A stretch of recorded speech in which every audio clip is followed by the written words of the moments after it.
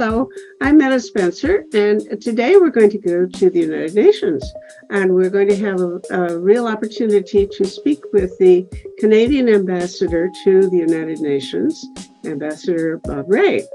And my colleague, Olivia Ward, will be joining me. I want to have her take this opportunity to introduce her to some of you because Olivia, who was 30 years or so as the foreign affairs correspondent at the Toronto Star some time ago, is going to be my successor as editor of Peace Magazine. And she will occasionally be on some of these forums as well. So since she had spent some time at the United Nations covering it some years ago, I thought it would be a really great opportunity to have her join me in talking with Ambassador Rae. So good morning, Bob Rae. How are you? Good morning, Metta. Nice to talk to you again. Great to be with you. Very good. All right. Let me start, and because I have a whole lot of things on my mind having to do with the human rights issue regarding refugees, and in particular, the male refugees from Russia, the men, especially the men who, sometime in September, when Putin was decided that he would mobilize, I think, 300,000 men to send them to war. Sort of maybe 1 million, or certainly a very many men left the country rather than go. And so I've been in touch with some of these fellows, and many of them are really in quite difficult situations. So I want to talk about first the plight of men who can't get immigration papers to countries such as any EU country, I think. Maybe not to Canada, maybe not to the US. It's hard to say what the official policies are for all of the countries, but a lot of them wind up going to strange places that they never expected to go to, like Thailand or someplace where they don't know the language or the culture, or and if they're lucky, because then they can get there. Others are in trouble.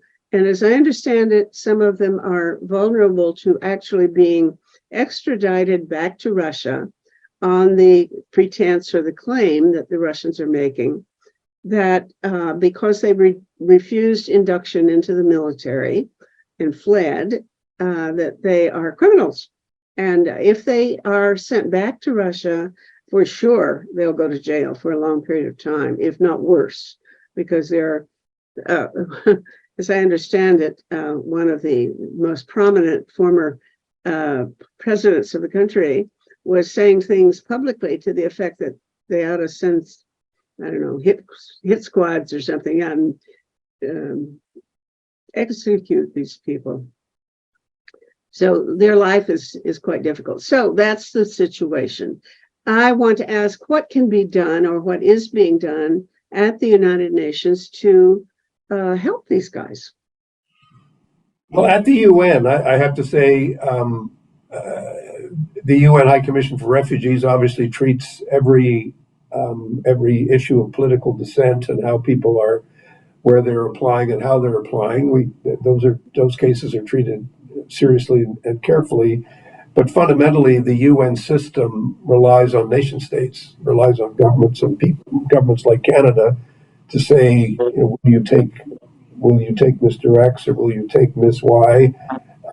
And it's also, I think, a question that for Canada, where each case is treated individually. I can't comment on any individual situation because one don't know all the circumstances.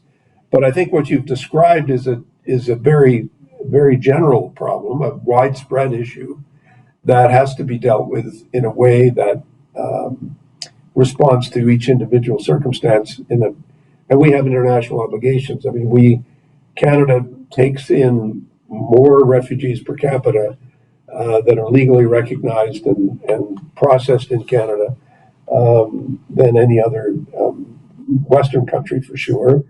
Although it's important to stress that around the world, we're facing a displacement issue which the UNHCR has announced yesterday is up now to 110 million people. People have been forcibly displaced across borders. That doesn't include all the people who've been displaced, because many people are displaced internally, which is another 150 million. So the numbers of people who are displaced in the world is at a record high, greater than at any period certainly after the Second World War. And it's putting a tremendous pressure on the global system. It's also putting tremendous pressure on host countries. Most of the host countries for all the refugees in the world are in the global south, and they're poor, many of them, and facing tremendous challenges on their own. So the arrival of not a few thousand, but tens of thousands, hundreds of thousands in some cases, is a tremendous challenge.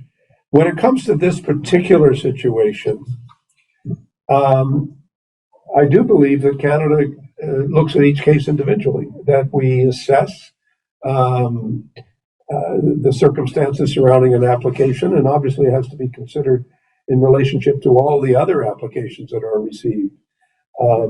But certainly, as a government official, I mean, I get asked for assistance with respect to cases, and I don't intervene on behalf of one person or another person, except to say this is the process that has to be followed, and make sure that the system is responding and following up in a timely way to the cases that are brought to our attention. But I do think you've identified a real problem, and that is that conscientious objectors and dissenters from the war in Ukraine number in the thousands, indeed the tens of thousands. And some people estimate 1 million have left the country. I was going to say the number of people who've left the country for a whole variety of reasons, all having to do with their own economic situation and their decision to say, I don't want to work in this circumstance. It's caused huge challenges for Russia, because they're in many cases losing younger people who have a lot of talent and skills in certain sectors of the economy, and they're leaving for other places, and they're not going to go back until all the circumstances surrounding the war are resolved. But I think that you're doing right, if I may say so, Metta, as you always have done. You're doing the right thing in being in touch with a lot of different people, and using your ability to connect with others to say, what can we do about these individuals? And I think it's a very important question that we have to answer. Governments have to respond. You mentioned the European countries; they may have their own reasons. We do not have a blanket ban on anybody. We look at cases on an individual basis, and as you know, there's a special category now in our immigration policy that looks at dissenters, political dissenters, people who are in danger because of some of the decisions that they've made and positions that they've taken with respect to what's going on in their country or what's going on in the world. And we've said we'll look at those cases, and we will allocate room for them to make application. So there's some flexibility to respond to the kinds of situations as you're describing. Well, there is actually, I believe, a blanket decision in the EU. I don't know. I'm not an expert on these, but one of the things is that even very good people I like and who are 90% of the time on the same side I am on most issues, take a more nuanced, and at least that's putting it kindly, a definitely ambivalent attitude on this one, because they say we don't know how many of these people not only are just self-serving, in other words, they just don't want to fight because they want to save their own skin, but more than that, suppose some of them are actually like spies or somebody that are really they claim a lot of these people really support Putin's war. It's just that they don't want to be the ones fighting it. And so we don't want to let people like that in. We want to take care of people whose motives are pure. Well, I think also I can understand that, and there is a real question of how you test the loyalty, the feelings, the political values of applicants for immigration. And I don't think there's any way to do it. If there were a number of people who we just plain wouldn't want to admit for any number of other reasons, but politically, I don't know how we'd ever find out which ones are the questionable ones. I mean, I think the reality is that, I mean, in the immigration process there are security checks. We do together with other countries. We do have information with respect to what various individuals have been doing or saying. We are able to do pretty thorough searches of things like social media and other ways of finding out what somebody's history has been. And I know from my work, I mean, going back a long ways, I used to do legal aid work for refugee claimants in another life 50 years ago. So at that time, trust me, the immigration has a way of trying to assess, is this person who's applying from this country, is this a genuine refugee claim, or is this a fraudulent claim? And that's a test that's applied, and that those circumstances go through many different kinds of ways of challenging. I think we're living in a difficult time at the moment. I mean, first of all, I think to put it in some perspective, historically, going back many hundreds, 100 years at least, we took a lot of people in who were avoiding conscription in Tsarist Russia or in other countries. That may not have been the reason we took them in, but certainly it was an aspect of why people wanted to come to the West and to the United States and Canada. And I think there's nothing wrong with saying I don't want to fight this war, particularly when it's this kind of a war. And if you say they're just trying to avoid conscription, or they're just trying to avoid fighting, who can blame them for that? Right. It's a terrible, terrible, bloody conflict, which, if you don't believe in the conflict, people quite legitimately ask themselves the question, why am I throwing themselves in front of that bus? Don't forget, we took in 50,000 people from our neighbor in the United States, our ally. When the United States was fighting the war in Vietnam, we accepted conscientious objectors. The United States was not happy with the fact that we were taking in as many so-called draft dodgers as we were, and not just draft dodgers, also people who deserted. That was a policy at the time. The Canadian government said, we'll consider all these applications, and we'll consider them on a case-by-case basis, which is what happened. But we took in a lot of people. And when I think about, suppose I actually knew that a person was really had been a very strong Putin supporter, and really in his heart still was, but just didn't want to go to war.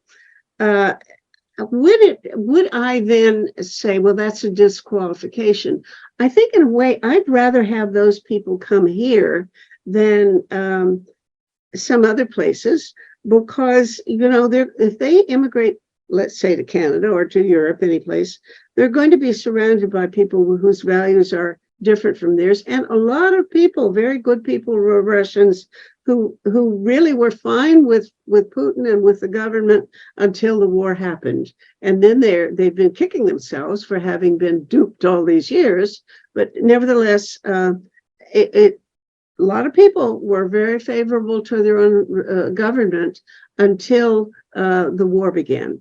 And I'd rather have these people come here than maybe go places where they could be clustered together and make a different impact, have a different impact. Because I think they would by and large be absorbed into a Western democratic society. The Russians are simply not used to democracy. So anyway, that's a different matter. Listen, the other thing is that I believe the Ukrainian government has flipped on the question, or at least may have temporarily flipped. And that is, at first, I think Zelensky was saying, well, good for these guys. They're refusing to fight. Good for you for leaving.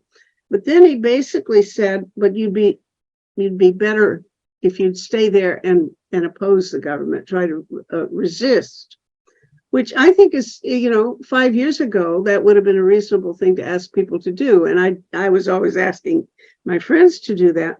But now I don't think there's any chance. They would just go to jail and that would be the end of it. What do you think? Well, first of all, I think President Zelensky's earned a right to his opinion.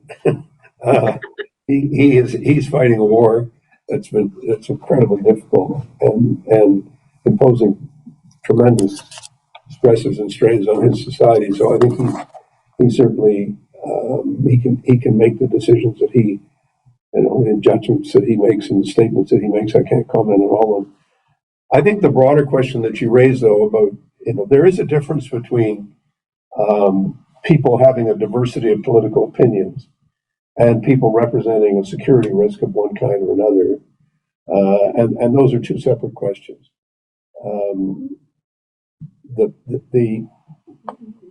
The reality about Russian immigration to Canada over the last 20 or 30 years, which has been quite substantial, is that people come for a variety of reasons, and we don't do a deep dive into all of their political views on a variety of subjects, because that's not the way we are as Canadians. The issue is if somebody has a criminal record, or somebody has a record of being engaged in fraudulent activities as a business person, or if somebody represents a security risk for another reason, then that's obviously a judgment and a decision that's made by Canada Immigration. But it's not based on whether we happen to think anecdotally that somebody is really, a supporter of President Putin in the past. Many Russians have been supporters of President Putin in the past who are not supporters of President Putin in right now. And I said, this is, for me, it's important for us to maintain the sense of integrity of our system, where we say we're going to make judgments on individual cases. Not everyone will agree with them. They're based on the best evidence that we have as to what are the circumstances surrounding this individual case, and then we start to work on how we wrestle with it. And that's true for whether people are coming from Afghanistan or whether they're coming from anywhere. Those are the judgments that have to be made by the Immigration Department. We've accepted tens of thousands of refugee cases in the last 2 or 3 years since the conflict in Afghanistan and in Ukraine have happened. And all I'm saying is that's part of a broader trend in the world that we had better get used to as Canadians, because that's the nature of the world we're in right now. There are a lot of people who are living at risk, who are living at economic risk, at climate change risk, at all kinds of risks, and their cases have to be treated carefully, and we have to understand as Canadians that that's what's happening in the world today. Mm-hmm. Well, I would certainly agree. And of course, there are a lot of people from poor countries or Asian or African countries and so on that are indignant because they believe their cases are not treated as favorably as the Ukrainians who were at least temporarily admitted to Canada in large numbers, almost no questions asked. I don't think anybody's ever admitted no questions asked. I think the response of the government and of Canadians to the Ukrainian crisis was because the numbers were unprecedented at the pace and speed with which the disruption took place. I mean, after the war broke out in this latest phase in February of 2022, the challenge facing the world was so dramatic, and the difficulties facing countries was so great. The numbers in the millions and millions of people coming out of Ukraine, internally displaced, and then coming to Europe, I think Canada's response was the right one. But where I think you're right is in saying that we have to have an answer to all those people who say, well, what about us? And I think that's why I'm saying we need to get used to the fact that this is a broad-based issue. It's not. Well, yes, but in a way, at the UN, you're talking often about international regulations or norms being established, not just for Canada. And after World War I, there was something called the Nansen passport that was issued to especially something like 800,000 Russians who left Russia at the time of the revolution, and then some other Eastern European countries and a couple of other places that didn't fit into that category. But all the refugees who left there were able to get this passport, which was sort of like a get out of jail free card in Monopoly. They could go almost anywhere with that passport. Not really, because it's nation states protect their borders. That was true after World War I, and it's true today. Canadian government would have recognized a travel document saying you have a travel document, but that travel document does not provide you with a get out of jail free card. There are no get out of jail free cards in the world, really, because the admission of people to any country depends on the decisions of that country. Mm-hmm. So the notion that somehow the UN could magically issue passports to people that would allow them to travel anywhere and would force and require states to admit them, that document doesn't exist. Well, okay. Yeah, I'm sure you know more than I do about it. I kind of thought, well, that would be the solution. Let's just go back to doing something like a Nansen passport, give them to everybody who wants one. But indeed, that would be like flinging open all the floodgates and letting almost. Well, governments just aren't going to do that. I mean, the fact is, nation states are not going to do that. Yeah. And I think that even in the context of the Compact on Global Migration, sometimes that's people who are opposed to immigration generally, or who want to see much fewer people coming into the country or any country. They will often say, well, we can't go along with the Global Compact because that's ceding our sovereignty to the United Nations. Nothing could be further from the truth. Mm-hmm. The truth is Canada retains its ability to control its border. So does the United States. So does every country in the world. Yeah. And so that's the circumstance and world in which we're living. Okay, I think I've exhausted my time with you because I want to share some airspace with my friend Olivia, who actually was posted at the UN and maybe has some questions or comments that she'd like to explore with you. Sure. All right. A few. I'll run down as many as I can in the time that you've got. First of all, as you know, Russia has not only attacked Ukraine, but it has attacked the international order.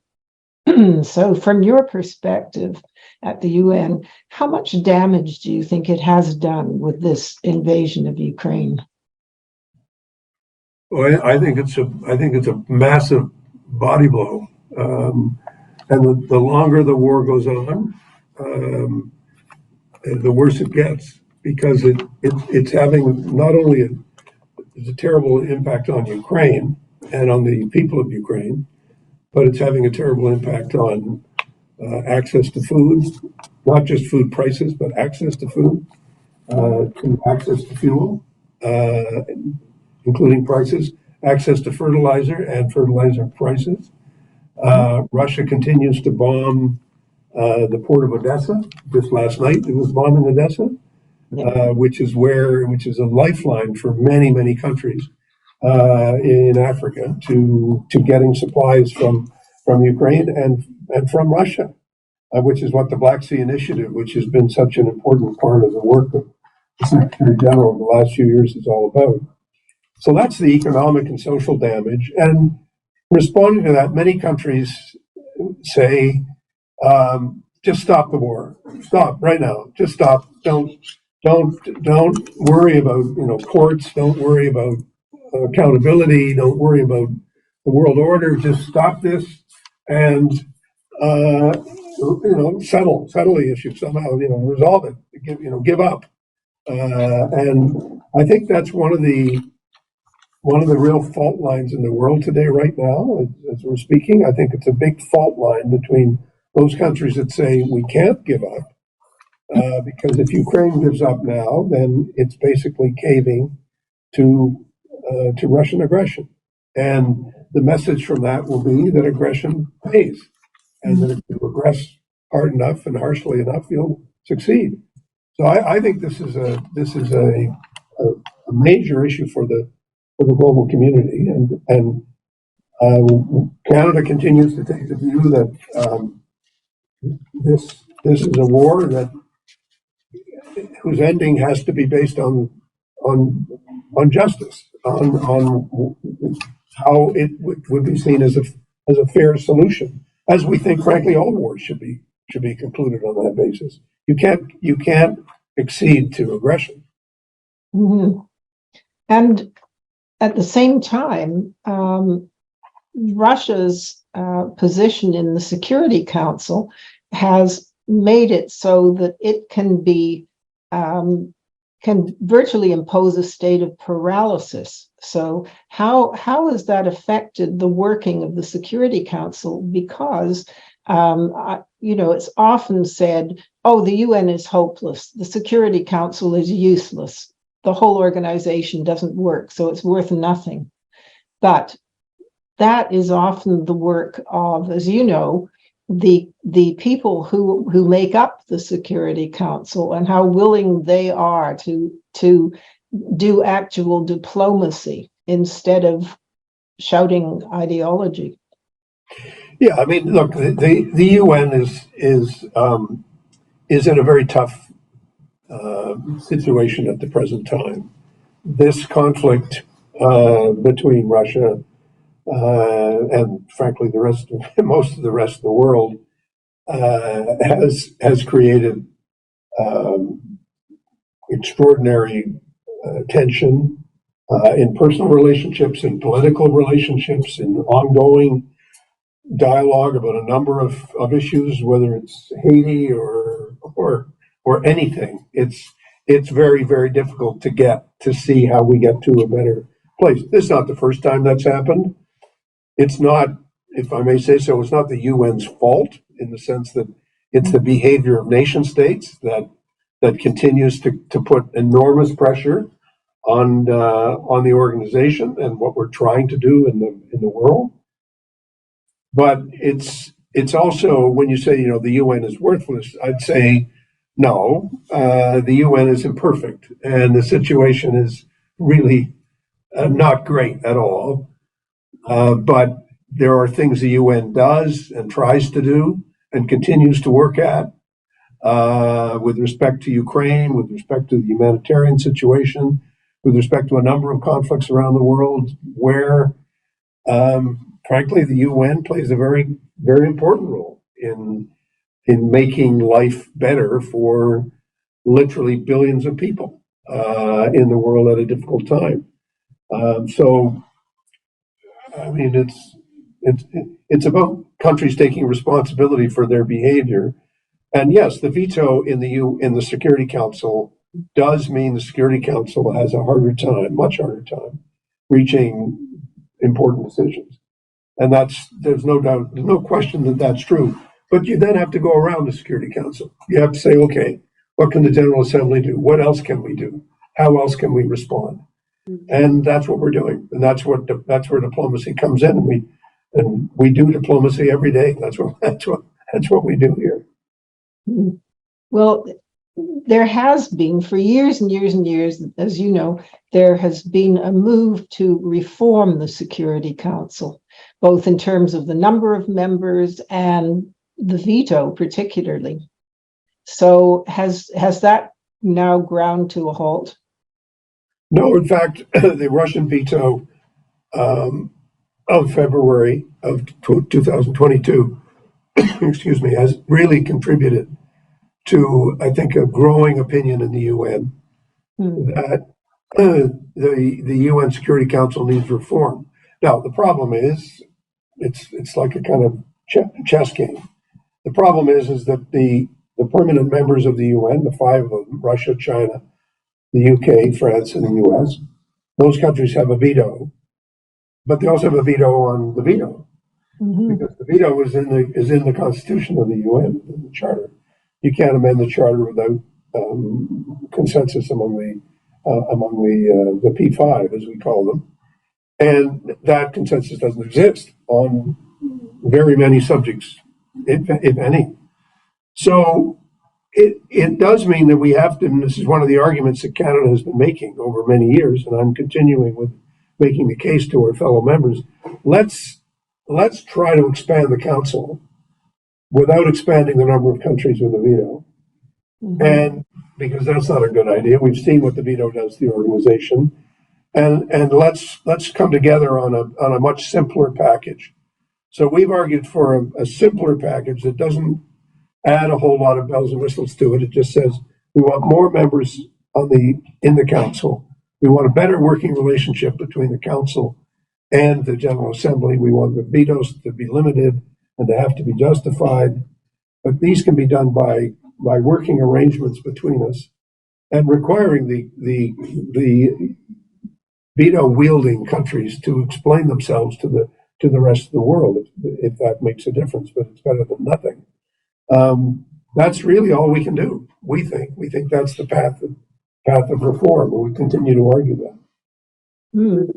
Well, has there been any move in the Security Council to censure Russia for its nuclear threats, which of course are mounting all the time, and the latest one is the move of tactical nuclear weapons to Belarus? Well, Olivia, I think I've said this and I'll say it again. Russia has a veto over any activity of the Security Council. So there will be no censure of Russia in the Security Council, because Russia has a veto on that, and so does China. But that's not going to happen. But the General Assembly has. The General Assembly has expressed strongest concerns about this, including about the question of the movement of the nuclear weapons to Belarus, and that continues to be the case. So I mean, it's not as if there's any lack of a program for what Russia is doing in the General Assembly. The challenge that's always facing the UN is, how do you enforce these things? So the sanctions are not as complete as we'd like them to be. Countries who go around the sanctions are, I think, behaving in a very bad way, but that's what they're doing.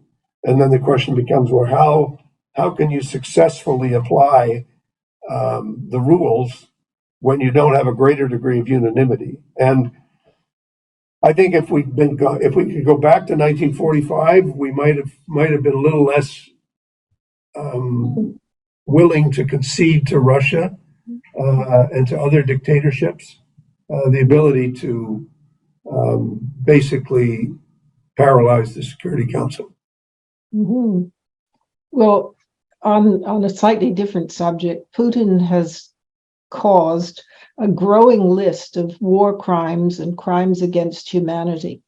And of course, the ICC has taken note of this and has acted on it. But do you think there is any chance that Putin can be held accountable? Yes, I do. I do think so. I do think that it's like, I mean, other issues involving other heads of state and their accountability, or other political figures and their accountability. I do think it's possible, and I do think it's necessary. I don't think it's easy, because this question of enforcement is always the kind of the central challenge facing international institutions, including the International Court of Justice and including the International Criminal Court.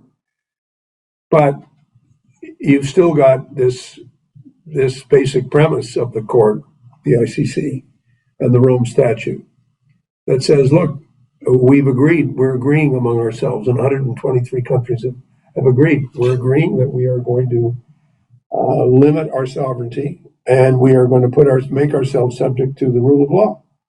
And the rule of law that will be followed by the court itself, free of political interference. And that, I think, is a huge step forward for the world that was taken.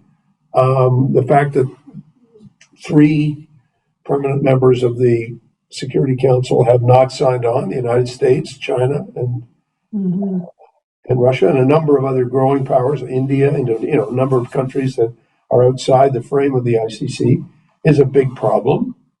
But I don't think these problems are going to prevent the court from doing its work and from everyone doing whatever they can to hold Russia accountable for what's taking place. And slowly but surely you will see signs. Countries will say, well, you have assets in our country. We have passed laws with respect to what happens to assets of countries that are subject to sanctions or that have clearly carried out activities that are unlawful under international law, and we're not going to allow you to take back those assets. There are prices to be paid, and I don't at all think that it's outlandish to think that Mr. Putin will have to face justice. I want to ask about that, if I may, Olivia, because it intrigues me that, the ICC it wasn't, it was the World Court, almost within days, took a stand and said, Russia, just stop right now and don't move a muscle. But of course, we knew that would be ignored, and it has been. And the truth is, as far as I know, there's almost no way to really enforce any kind of decision about international law with any certainty or immediacy.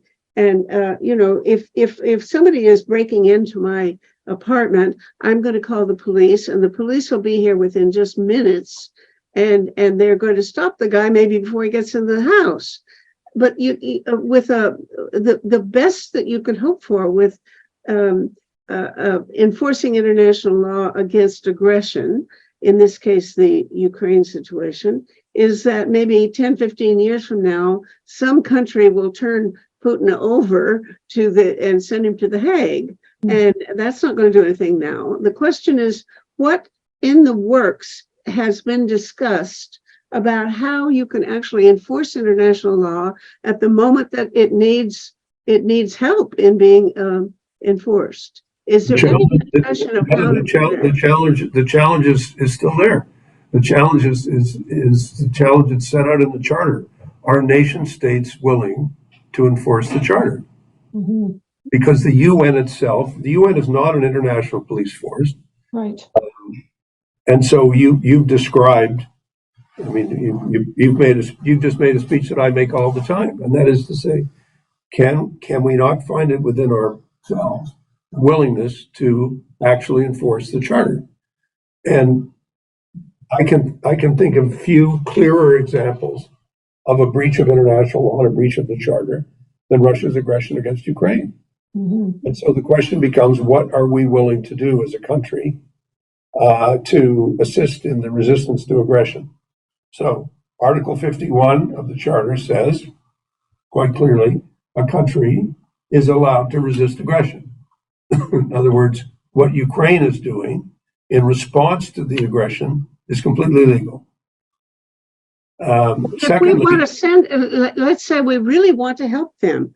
I mean, it takes 6 months to get some sort of police force or, peacekeeping force and sending tanks next year and so on. You're talking about a decision of the Security Council, but nothing stops Canada or the United Kingdom or any other ally of the Ukraine from saying we're going to send you more not only weapons, we're going to send you soldiers. We're going to send troops onto your territory. Nothing legally stops that step from being taken, because that's specifically permitted by Article 51. Right. So it's not only self-help in terms of how a country responds to aggression itself, it's also self-help in terms of what other countries do in response to a request from Ukraine to say, we need your troops. But The reason, it's just plain, the reason- it is logistically, it's impossible. You've got, unless you have some sort of standing UN police force that can go like overnight, No, then you're not. forget it. You know, it's going to take a year. No, Matt, it doesn't, you're missing my point. Okay. And I'm going to repeat it again, just to make sure it's clear to everybody. There's nothing stopping a sovereign country like Canada or the United States or the United Kingdom from saying we are going to come to the assistance of a country that's been subject to aggression. The classic example in modern times is Kuwait. Kuwait was attacked by Iraq. Mm-hmm. And the President of the United States said, no, we're going to send troops and we're going to stop you from attacking Kuwait. We're going to protect the Kuwaiti people and we're going to respond to the aggression. And the aggression is going to end. End of subject. And he established a coalition of the willing. He didn't go to the UN because the UN, the Russians and the Chinese and others would have vetoed or whatever. So they say, well, then we're just going to do it. And it's legal. It's legal under the Charter. The Charter does not require every intervention in the world to be conducted by the Security Council because the Security Council has all these vetoes and all this other thing. The suggestion you've made about a standing force of the UN, again, is up to nation states to say, yeah, we'll give troops to the United Nations and we'll let the Secretary General decide where and when they're going to be placed in order to deal with a conflict at the request of a country that's been subject to aggression. But so far, member states have not stood up and said, we're willing to give you our troops and we're willing to give you the ability to move these troops around in order to respond to a particular crisis. And this is not about the United Nations being broken. This is about a different and more difficult subject, and that is, are nation states like Canada, like the United States, like the UK, willing to do those kinds of things? Or are they saying, we'll do it in this instance, but we won't do it in that instance? And I think we need to be honest with ourselves and recognize that the reason why we have not intervened, NATO has not intervened directly with Ukraine, is because of the concern that's been widely discussed and expressed that we don't want to broaden the conflict to the point where it becomes a major conflagration between Russia and the rest of the world, and potentially a nuclear conflict. And those are not irrelevant considerations. I mean, there are issues there that you have to say, okay, there's limits to what we can do, but the limits are not based in the Charter. The limits are based in, it's not in our stars, it's in ourselves that we have to look. Mm-hmm. Well, I have, you say that there's no lack of opprobrium in the General Assembly, and I wonder, it is certainly the voting record when a measure has come up has been pretty strong in favor of supporting Ukraine, but isn't, you hear that a lot of countries are not nearly as enthusiastic as we'd like to believe, or I would like to believe, and you would. But and I'm wondering if there's an attenuation of support. Do you sense that there's any change in the direction the wind is blowing from your post at the UN among the various countries, the member countries? Yeah, I'm hearing you. I think the situation is very, very challenging and difficult because of the underlying economic and social problems facing the developing world, and how those problems have been dramatically aggravated by the pandemic, by climate change, and now by the aggression against Ukraine. So I think I think it's very, very difficult to say, has it been attenuated? I don't think the principle that this is aggression and needs to be responded to, I don't think there's any attenuation of that. Where I think there's attenuation is, as I said earlier, it's a strong desire on the part of many countries to say, please just make it end, make it stop, because we're paying too high a price.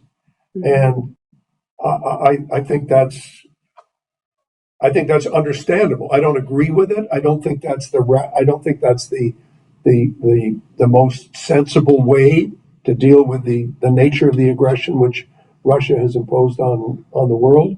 But I think we in the West particularly have to be very, very, very aware of the extent of the economic and social chaos that has been created by this multitude of crises, what's called the plura crises, or the cascade of crises that are taking place, and the impact they're having on countries that are in real challenging circumstances. Mhm. Now, I know that Olivia and I have talked a lot about the fact that it isn't just different countries that we're surprised at the position they take, but our own friends sometimes. And Olivia gets quite heated on the subject. Do you want to pursue this with Ambassador Rae, Olivia? I'll take one more question because I've got to go after this. yes.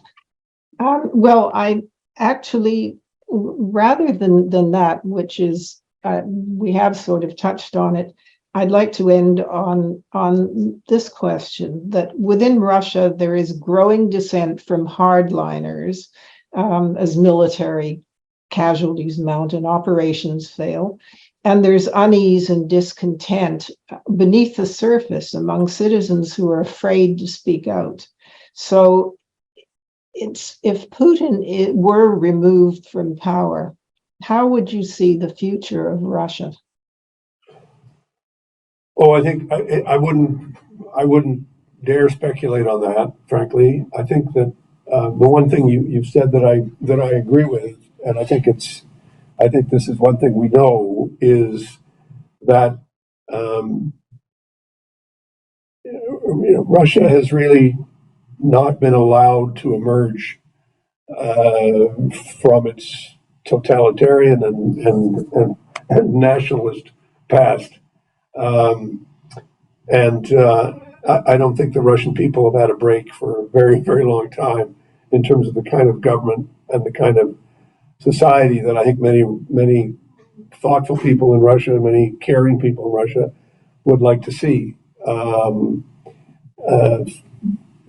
for a long time.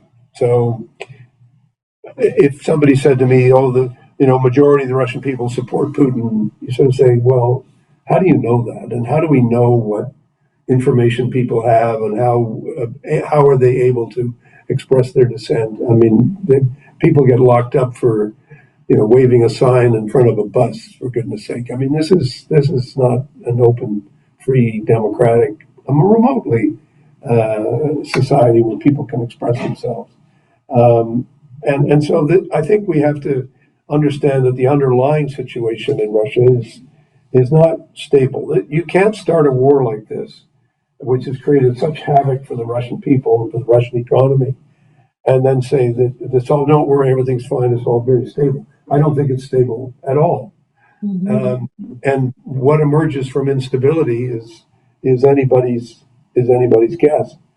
But I don't think it's possible to say that you can, as I said, you can't carry on the kind of attack and the kind of irrational behavior that's taking place in Russia and say everything's okie dokie. We mustn't talk about the instability. The instability is there, and everybody knows it's there. And that's out of that instability, frankly, a lot of different things could happen. And I don't think there's any point in speculating on what they might be. We need to be ready for a lot of eventualities. Mm. And this is not necessarily for publication, but I'm interested in your view, because you are facing Sergei Lavrov a great deal in the Security Council. And do you think that he should be included on the list of war criminals. Wait a minute, this is for publication and he knows it. So Well, kid ourselves. You see, I'm a great believer that we've created an international justice system, which I would respond to your question the same way I would respond to a question about a Canadian, where when I was premier, if somebody said, should so-and-so be charged, and I would always say, it's not up to the premier to decide, it's up to the criminal justice system to decide whether somebody should be charged or not. We don't make those decisions. And I'd say the same thing about naming any particular individuals. The court has to make a very difficult decision as to who gets indicted and named and who doesn't, and how they get indicted and named, and it has to follow the evidence.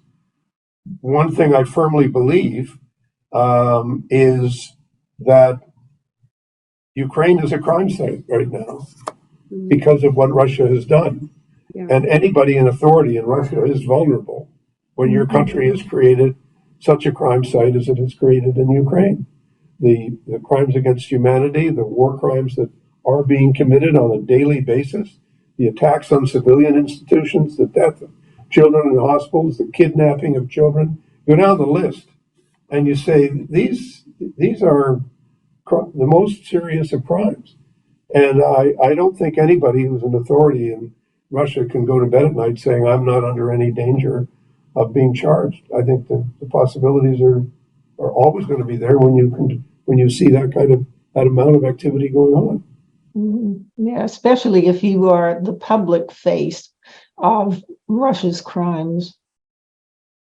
Well, again, that's not for lay people like us to say. It's for once you say these are crimes and crimes are subject to a justice system, you have to give up a bit of your kind of, I don't know, sense of moral freedom to say he's a war criminal. You have to say, look, all you know is terrible things have happened, and they've happened in such a way and to such an extent that I think everybody has to be looking carefully at their behavior in terms of what they've said as well as what they've done, the orders that they've given, the statements that have been made. Who knows what was been authorized by governing councils, by cabinets, by people sitting around a table.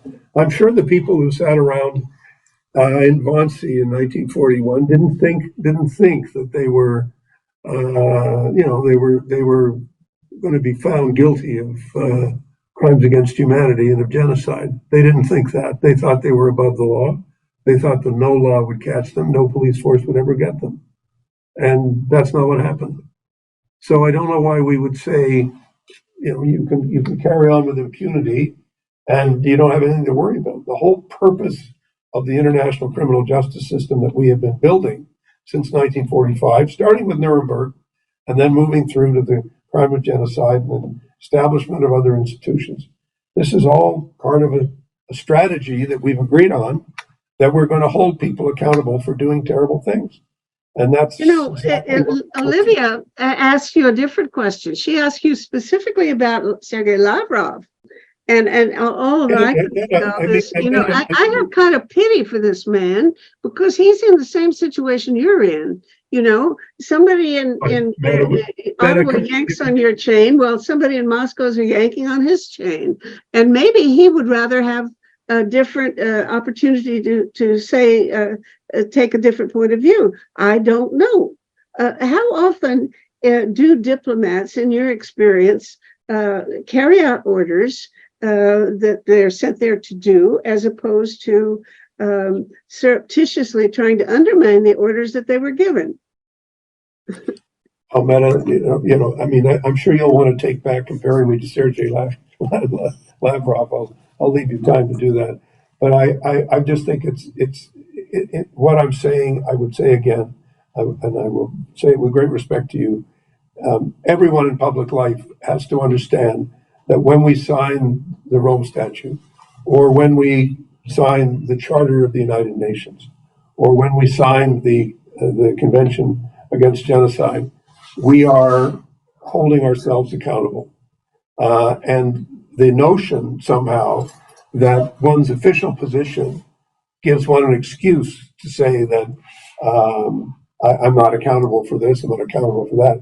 We're all accountable for our actions. And I think that's just a general principle that applies to everybody. And I think I've tried to answer all your questions. Okay. I'm sorry, Olivia, I crowded you out. Yes, no, I was only going to add that I'm quite sure that if Bob Rae were on the Security Council and whoever was the Prime Minister of the day ordered him to say that Canada from now on is going to invade south of the border because we don't like having President Trump in office, so we're going to go to war. And we're completely in the right here. And I'd be very surprised if Bob Rae would continue as the ambassador. Well, this is very interesting speculation, but I don't have the luxury of of speculating about various scenarios in life. All I can tell you is that I think Canada's broad approach on international justice issues is the right one. And I think we can all debate about particular circumstances and situations. But I think the premise of our position is and continues to be that no one is above the law. And I think that is the fundamental principle of the rule of law that we always have to come back to. And it applies in every conflict. It applies in every war zone. It applies in every situation. And we have been one of those countries that has said clearly and explicitly, we accept the rule of law. We accept that the law is sovereign over us. We accept that we are not above the law. We accept that we have to follow the rules, and if we don't follow the rules, we will be held accountable. And that is something that is foundational to our position at the United Nations and continues to be. So I think that's something we have to be judged by.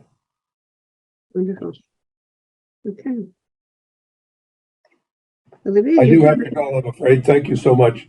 Okay, thank you so much. I've not only enjoyed it very much, but I'm sure we've got some thoughts that we want to share with a whole bunch of people who will be just as excited and interested in what you've had to say as we have been. So thank you so very much, Ambassador. Thank you. Good to talk to you. Okay. Take care. Bye. Project Save the World produces these forums, and this is episode 560. You can watch them or listen to them as audio podcasts on our website, tosavetheworld.ca. People share information there also about 6 global issues, and I hope you will too. To find a particular talk show, enter its title or episode number in the search bar, or the name of one of the guest speakers. Project Save the World also produces a quarterly online publication, Peace Magazine. You can subscribe for $20 Canadian per year. Just go to pressreader.com on your browser, and in the search bar, enter the word peace. You'll see buttons to click to subscribe.